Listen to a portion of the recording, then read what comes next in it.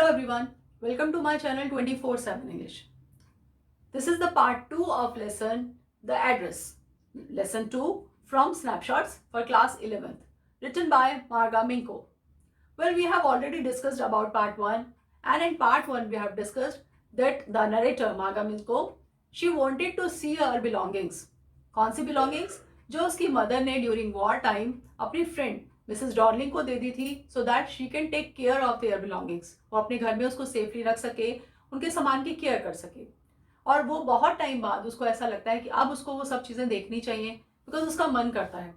After all she is also human being, और बहुत सालों तक तो वो नहीं देखना चाहती बिकॉज उसको लगता है कि वो सब चीज़ें उसको पुरानी याद दिलाएंगी, उसकी मदर की याद आएगी उसको because her mother is no more now. लेकिन फर्दर कुछ और सालों बाद उसे लगता है कि नहीं, अब बहुत हुआ, अब मुझे उन सब चीज़ों को देखना चाहिए, और अगर मुझे लगा तो मैं उनको वापस भी लेकर आऊँगी। और पहले वो ये सोचती है कि पहले मैं उस एड्रेस को चेक करूँगी जो उसकी मदर ने उसको एड्रेस बताया था। And what was the address? Number 46 मार्कनी street, and the name of the lady was Mrs. Dolly. So let's discuss the further part in part 2. Let's start. I followed the girl along the passage. An old-fashioned iron Hanukkah candle holder hung next to a mirror. We never used it because it was much more cumbersome than a single candlestick. अब वो क्या कहती है कि यहाँ पर she is talking here that she again went to the house a second time, and what she saw that a girl of around 15 years, she opened the door and she was the daughter of Mrs. Darling. Mrs Darling की daughter जो है वो door open करती है और वो बताती है कि मेरी मदर जो है वो किसी काम से for an errand she went somewhere. और वो कहती है कोई बात नहीं, doesn't matter, I will wait for her, कि मैं वेट करूँगी। तब उसकी डॉटर उसको कहती है कि ठीक है, यू कम इनसाइड। अब उसको अंदर लेके जाती है तो आई फॉलोड द गर्ल, वो उस लड़की को उसके पीछे पीछे उसको फॉलो करती हुई जा रही है उस पैसेज से, उस रास्ते से जो घर के अंदर एक बना हुआ पैसेज, वहां से जाती है। तो वो क्या देखती है कि an old fashion iron Hanukkah, iron Hanukkah जिसको आप कह सकते हैं, as you can see on the screen, जो पहले बहुत टाइम पहले ये कैंडल होल्डर यूज किया करते थे ऐसे, और ये बहुत बड़े बड़े भारी भारी होते थे। और now she is saying that was hung next to a mirror, कि वो वहाँ साइड में रखा हुआ था और उसके साथ में ही एक मिरर लगा हुआ था। अब वो मिरर भी उनका था और वो हनुक्का भी उनका था। और वो कहती है वी नेवर यूज्ड इट, कहती है हम कभी इसको यूज नहीं करते थे because it was much more cumbersome, कि बहुत cumbersome, you can say headache, कि उसको संभालना बहुत मुश्किल था, उसको साफ करना बहुत मुश्किल था, मतलब एक बहुत सरदर्द हुआ करता था अगर उसको हम यूज़ करें, तो इसलिए हम उसको यूज़ ही नहीं करते थे। Then a single candlestick, हम एक सिंगल कैंडल स्टिक वाला जो कैंडल होल्डर है उसको यूज़ कर लेते थे, बट इस हनुका को वेरी रेयरली भी यूज, बहुत कम यूज़ करते थे। Won't you sit down? Asked the girl. She held open the door of the living room and I went inside past her. अब वो कहती है कि आप प्लीज़ यहाँ वेट करो, बैठो, और ये पीछे पीछे उसकी जाती है और वो लिविंग रूम में जाके उसको बैठा देती है। I stopped, horrified. I was in a room I knew and I didn't know. I found myself in the midst of things I didn't want to see again, but which oppressed me in the strange atmosphere.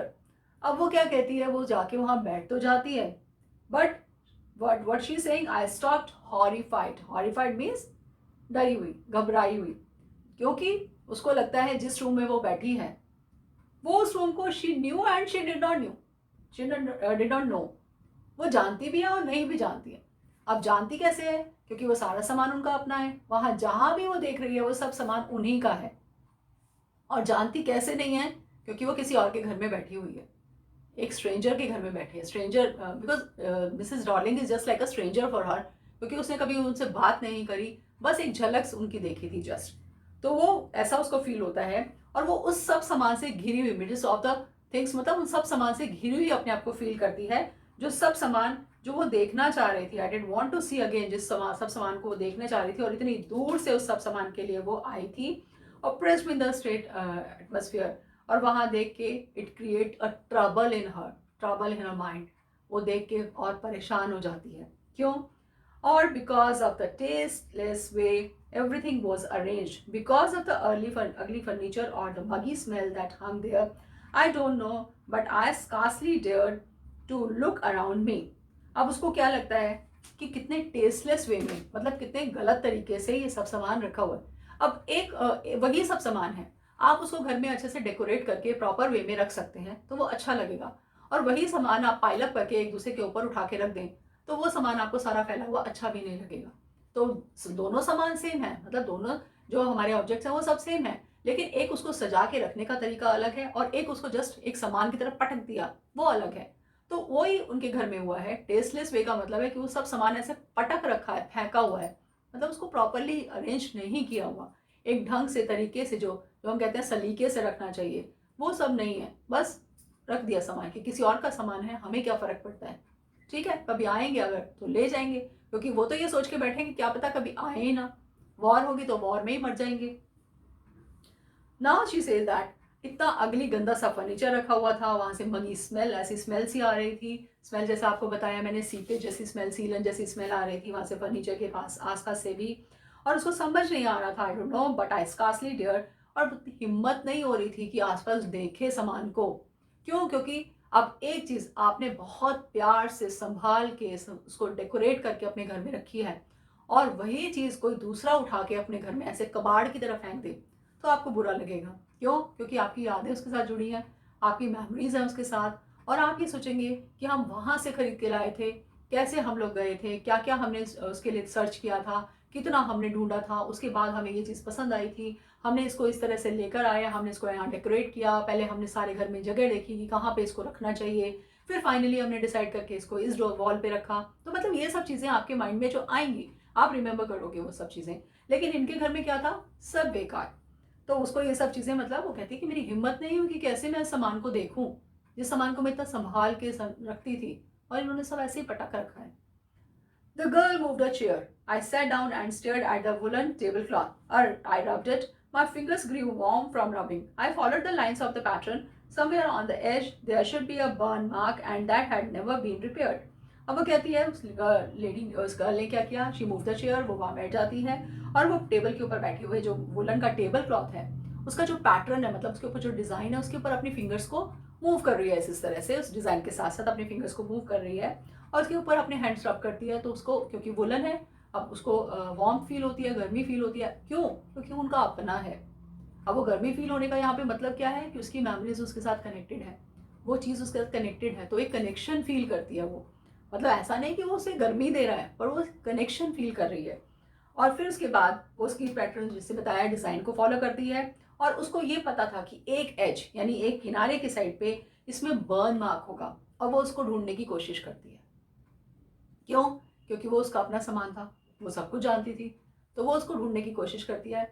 अब naturally ऐसा हो सकता है कि वो जब पहले भी वह बैठती हो अपने घर में टेबल क्लॉथ हो, तो वो उसको इस तरह से सर्च करती हो, जैसे छोटे बच्चे अगर कोई थोड़ा सा फट जाता है कहीं चीज़, तो उसके अंदर फिंगर डाल के उसको घुमाते रहते हैं जस्ट फॉर द इंजॉयमेंट। तो वही चीज़ हो सकता है वो सोच रही हो, करने की कोशिश कर रही हो, ढूंढ रही हो।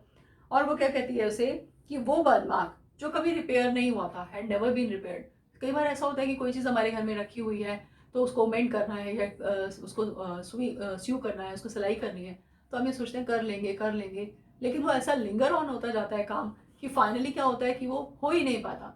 तो कहती है कि वो हो ही नहीं पाया। अब further, my mother will be back soon, said the girl. I have already made tea for her. Will you have a cup? Thank you. I looked up. The girl put cups ready on the tea table. She had a broad back just like her mother. She poured tea from a white pot. All it had was a gold border on the lid. I remembered she opened a box and took some spoons out. अब वो कहती है कि मेरी mother भी आने वाली हैं, और मैंने उनके लिए टी ऑलरेडी प्रिपेयर कर ली है, और आपको भी देना चाहूँगी। If will you have a cup? आप भी एक कप टी लेना चाहेंगी? शी सेज थैंक यू, और वो उसके लिए she started pouring the T. अब वो जाती है टी टेबल पे, और वहाँ पे अब वो टर्न करके, मतलब उसकी बैक है, और वो उसकी बैक को नोटिस क्या करती है कि जैसे उसने उसकी मदर को देखा था बैक साइड से, और उसकी भी ब्रॉड बैक थी, सेम वे उस लड़की की, उसकी मिसेस डॉर्लिंग की डॉटर की अपनी मदर की तरह बैक है, मतलब काफ़ी कुछ रिजेम्बलेंस है एक दूसरे से।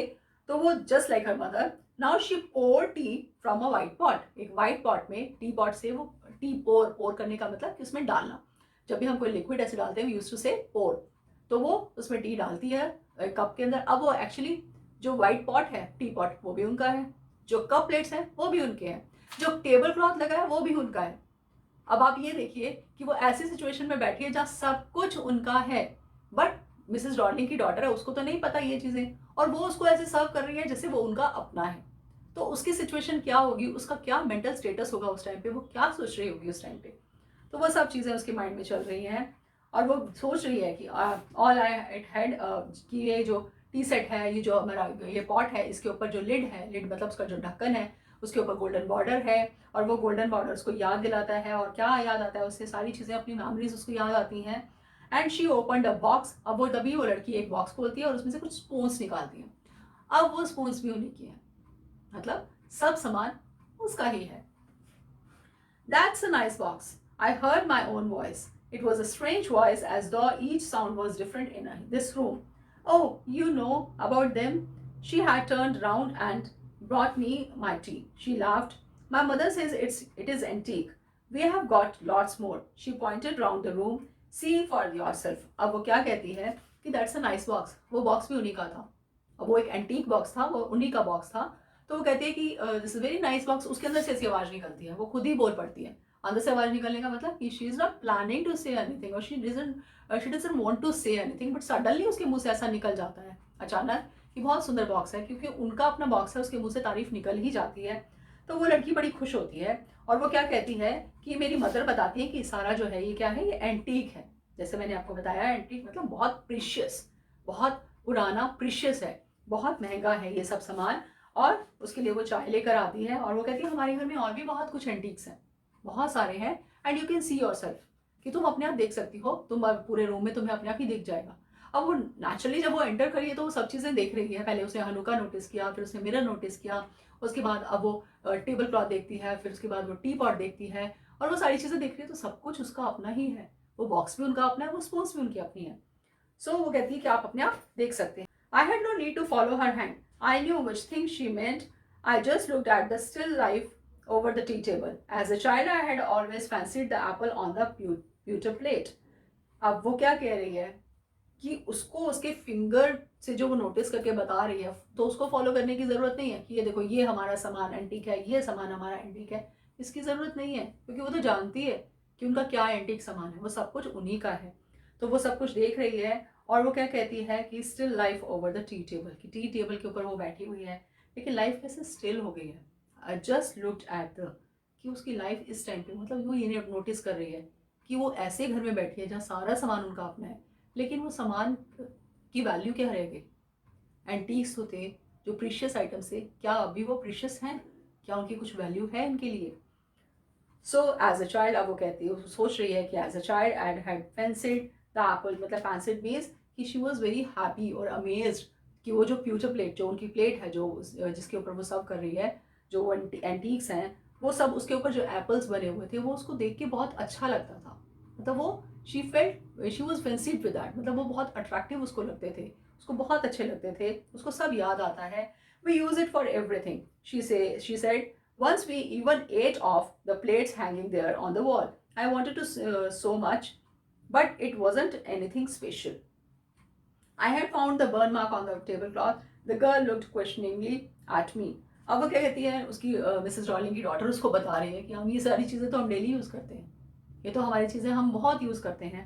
और इवन वो क्या बताती है उसे, जो हैंगिंग मतलब जो एज अ शो पीस उन्होंने वॉल पे टांगी हुई है एंटीक प्लेट्स, कहती है हमने तो इसमें खाना भी खाया हुआ है, हम तो इसमें खाना भी खाते हैं।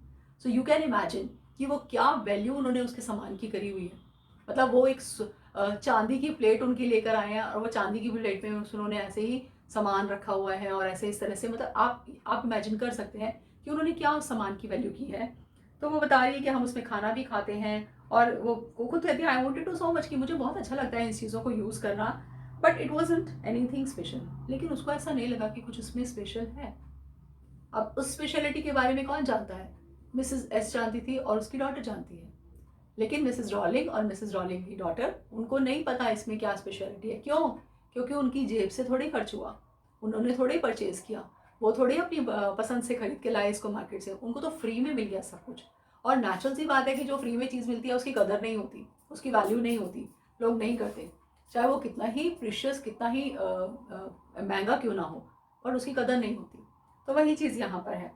अब वो ढूंढ रही थी उस टेबल क्लॉथ के ऊपर, तो सडनली उसको वो बर्न मार्क मिल ही जाता है जो वो एज के ऊपर था, और वो वहाँ पे अपनी फिंगर फैला मूव कर रही है। तो the girl looked questioningly at me. अब उस लड़की ने देख लिया। क्या देख लिया? क्वेश्चनिंगली क्यों कहेंगे? क्योंकि उसको बड़ा अजीब सा लगा कि इसने कहाँ से नोटिस कर लिया। जैसे कई बार हमारे घर में अगर हमारे कोई गेस्ट आए हैं और हमारा कोई सामान ऐसा है तो हम कोशिश करते हैं उसको छुपा दें कि अगर वो कहीं से कटा है या फटा है तो। लेकिन यहाँ पे क्या हुआ कि अब उसने वो चीज़ नोटिस कर ली, तो उसको अजीब लगता है मिसेस रॉलिंग की डॉटर को। Yes, I said, you get so used to touching all these lovely things in the house. You hardly look at them anymore. You only notice when something is missing because it has to be repaired or because you have lent it, for example. अब वो क्या कहती है? उसको अंदर से बहुत guilty feel हो रहा है, मतलब गिल्टी इन द सेंस आप कह सकते हैं कि बहुत गुस्सा भी आ रहा है कि मेरा सामान जो इतना महंगा, इतना यूजफुल, एंटीक, वो इन्होंने कैसे रखा है, किस हाल में रखा है। तो वो क्या कहती है कि हाँ मैं जानती हूँ। यस, क्या? You get so use to, कि तुम सब चीज़ों को टच करने की यूज टू हो, मतलब तुम इन सब चीज़ों को यूज़ करती हो और ऐसा यूज़ करती हो कि all this lovely things in the house you hardly, लेकिन तुम उसको लुक आफ्टर तो नहीं करती। लुक आफ्टर का मतलब कि लुक एट देम एनीमोर, कि तुम ध्यान तो नहीं देती उन चीज़ों को, कि ध्यान भी तो दो। अगर कोई भी चीज़ कहीं से कटी है, फटी है, टूटी है तो उसको रिपेयर करना भी तो तुम्हारा काम है। You only notice what something is missing because it has to be repaired. क्यों? अब वो क्या कहती है कि हम वो चीज़ जल्दी से नोटिस कर लेते हैं जो चीज़ मिसिंग होती है, क्योंकि उसको रिपेयर करना भी ज़रूरी है, और because you have lent it. और या फिर या तो वो क्या कहती है कि हम उस चीज़ को नोटिस करते हैं जो हमारी अपनी है और वो कहीं से मिसिंग है, मतलब कोई चीज़ खो गई है, या हम उस चीज़ को नोटिस करते हैं जो हम किसी से लेकर आए, उधार लिए, लेंटेड। और तुमने किसी से उधार, अब वो डायरेक्टली तो नहीं कह रही कि तुमने ये चीज़ उधार ली है, ऐसे तुम इस चीज़ की टेक केयर नहीं कर रही हो, तुम उसका ध्यान नहीं रख रही हो, अगर इसमें कुछ रिपेयर मांग रहा है तो रिपेयर नहीं कर रही हो, बट वो एक ट्विस्टिंग वे में उसको थोड़ा सा घुमा फिरा के इस बात को बोल ही देती है। For example, again I heard the unnatural sound of my voice and I went on. I remember my mother once asked me if I would help her polish the silver. It was a very long time ago, and I was probably bored that day, or perhaps I had to stay at home because I was ill. As she had never asked me before, I asked her which silver she meant, and she replied, surprised, that it was the spoons, forks, and knives, of course. अब उसको याद आता है क्या दोबारा से वही बात, अननेचुरल साउंड, मतलब उसके अंदर से वो आवाज़ आ रही है। क्यों? क्योंकि वो वहाँ पे चेयर, उसकी स्पून्स उनकी हैं, फोर्क्स उनकी हैं, तो वो बता रही, उसको याद आता है क्या कि एक बार उसकी मदर ने उससे बोला था टू पॉलिश द सिल्वर, क्योंकि जो भी हमारा सिल्वर का मटेरियल होता है या यूटेंसिल्स होते हैं तो हमें उसको टाइम टू टाइम पॉलिश करना पड़ता है, अदरवाइज क्या होता है कि वो ऑक्सीडाइज होके ऑक्सीजन के कॉन्टैक्ट में आके वो सारे ब्लैक हो जाते हैं। ये सब आपको पता होगा कि वो ब्लैक हो जाता है सारा सिल्वर, तो हमें उसको टाइम टू टाइम क्लीन करना होता है। तो एक बार उसकी मदर ने उसको कहा कि ये सिल्वर का भी जो भी मटेरियल है उसको सारा को पॉलिश कर दो। अब वो कहती है कि बहुत टाइम पहले की बात है ये, and I was probably board that day, उस दिन मैं बहुत बोर हो रही थी, और परहैप्स, और हो सकता है कि मुझे उस दिन घर में रुकना था, परहैप्स कि मुझे कहीं जाना भी नहीं था। So and because I was ill, कि वो बीमार भी थी, तो उसकी मदर ने कहा कि तुम घर में ही हो, बीमार हो, तो और कुछ मत करो, इसको बैठे बैठे इसको हल्का सा पॉलिश कर दो। अब इससे पहले उसकी मदर ने कभी ऐसा नहीं बोला था। She had never asked me before, I asked her which. अब वो पूछती है कौन सा सिल्वर, मतलब उसको अपने घर में, वो बच्चे को नहीं पता था कि उसके घर में कोई सिल्वर के आइटम्स भी हैं, क्योंकि वो तो डे टू डे लाइफ में उसको यूज़ कर रहे थे, तो उसको नहीं मालूम था ये चीज़ें। तब उसकी मदर ने उसको बताया। She meant and she replied surprise that it was the. अब उसकी मदर ने जब ये बात सुनी तो वो बहुत सरप्राइजिंग फील हुआ कि मेरी बेटी को ये भी नहीं पता कि मेरे घर में सामान जो है वो सिल्वर का है। और क्या क्या सामान बताया? Spoons, forks, knives, of course. And that was the strange thing. I didn't know the cutlery we ate off every day was silver. Now she's saying कि उसको ये भी मालूम नहीं था कि जिस कटलरी में से को वो यूज़ कर रहे हैं डे टू डे लाइफ में, जिस कटलरी से वो खा रहे हैं डेली, वो सब सिल्वर की हैं। मतलब अब नेचुरली बच्चा है, बच्चे को इतना सब नहीं डिटेल पता, जब तक उसके पेरेंट्स उसको बताएंगे नहीं, उसको पता कैसे चलेगा। तो फर्स्ट टाइम उसको ये बात पता चलती है कब? जब उसकी मदर उसको कहती है कि तुम इसको पॉलिश कर दो, इस सिल्वर मटेरियल को, तब उसको ये पता चलता है कि वो सब सिल्वर का है। The girl laughed again. I bet you don't know it is either. I looked intently at her. What we ate with?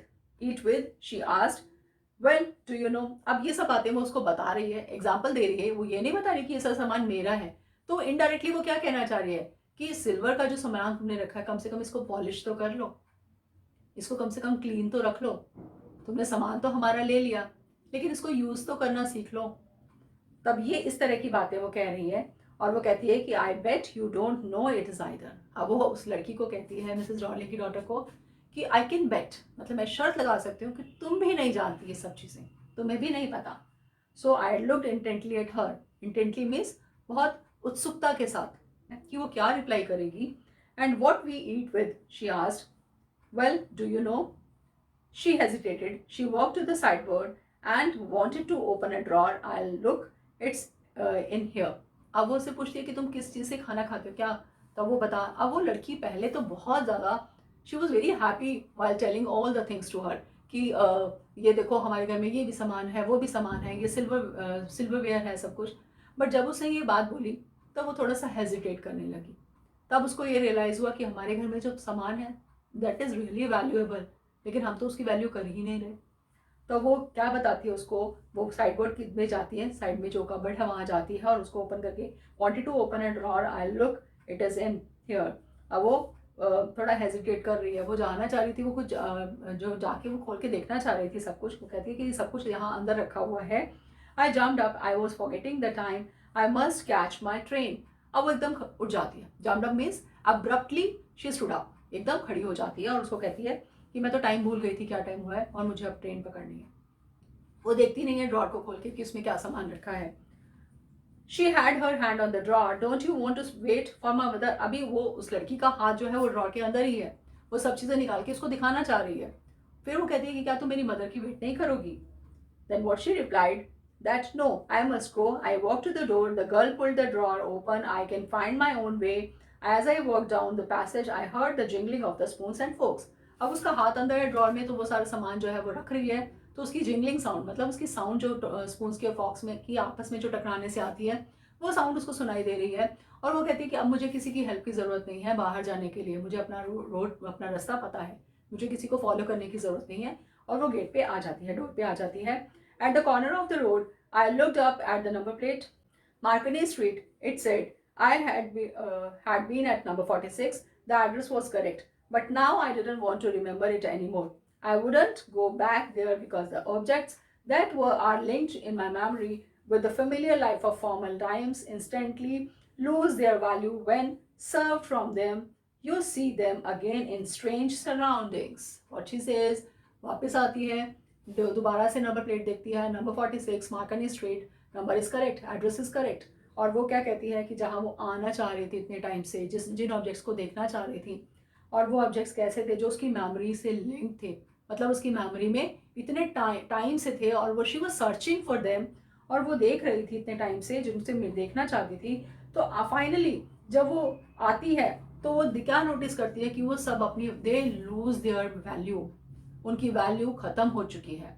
जो सामान उनके घर में प्रीशियस हुआ करता था वो अब इनके घर में डे टू डे यूज़ में यूज़ हो रहा है, डे टू डे लाइफ में, और उसको बिल्कुल बेकदरी से उन्होंने यूज़ करा हुआ है। एंड जब उसने उसमें सर्व किया उसको, तब उसको और बुरा लगा क्योंकि वो तो उसमें सर्व नहीं करते थे, उसको बहुत कॉशियसली, बहुत ध्यान से, और आप कह सकते हैं ओकेजनली यूज़ करते थे, और वो उसको डेली यूज़ कर रहे हैं। या आप इमेजिन करिए कि वॉल पे जो हैंगिंग लगी है उसी को उतार कर उसी में खाना खा रहे हैं। कैन यू इमेजिन इट, कि वो वॉल हैंगिंग है, वो प्रीशियस है, वो महंगा है, वो सिर्फ आपके वॉल हैंगिंग के लिए है, वो आपकी एक डेकोरेटिव आइटम है, और उसको उतार के आप उसके अंदर उसके ऊपर खाना खा रहे हो। तो ये सब चीज़ें जब उसने देखी, उसको बहुत स्ट्रेंज लगा और बहुत बुरा लगा। क्यों? क्योंकि स्ट्रेंज सराउंडिंग, मतलब एक बहुत अजीब से सराउंडिंग्स में, एटमोसफेयर में वो सारा सामान रखा हुआ था। And what should I have done with them in a small rented room where the shreds of blackout paper still hung along the windows and no more than a handful of cutlery fitted in the narrow table drawer. अब वो अपने mind को change करने के लिए क्या सोच रही है? वो सोच रही है कि जो जहाँ सामान रखा है उसको वहीं रखा रहने दो। क्यों? क्योंकि वो तो एक रेंटेड हाउस में रहती है, एक किराए के मकान में रहती है, और वो छोटा सा मकान है। अब उसमें छोटे छोटे ड्रॉर्स हैं, उनमें तो ये सब चीज़ें आएंगी भी नहीं, और ये कहाँ रखेगी उस सब कटलरी को? उसमें तो एक हैंडफुल, मतलब थोड़ी सी कटलरी ही फिट हो सकती है, ज़्यादा नहीं आ सकती। और उसकी मदर का तो इतना सारा सामान है कि अगर वो लेके जाएगी तो अपने रेंटेड हाउस में रखेगी कहाँ? कहाँ उनको डेकोरेट करेगी, कहाँ वो ड्रॉर्स में उनको फंसाएगी। तो वो ये सब सोचते हुए वो सोचती है, I resolve to forget the address of all the things I had to forget, that would be the easiest. That's why the name of the story is the address. क्यों?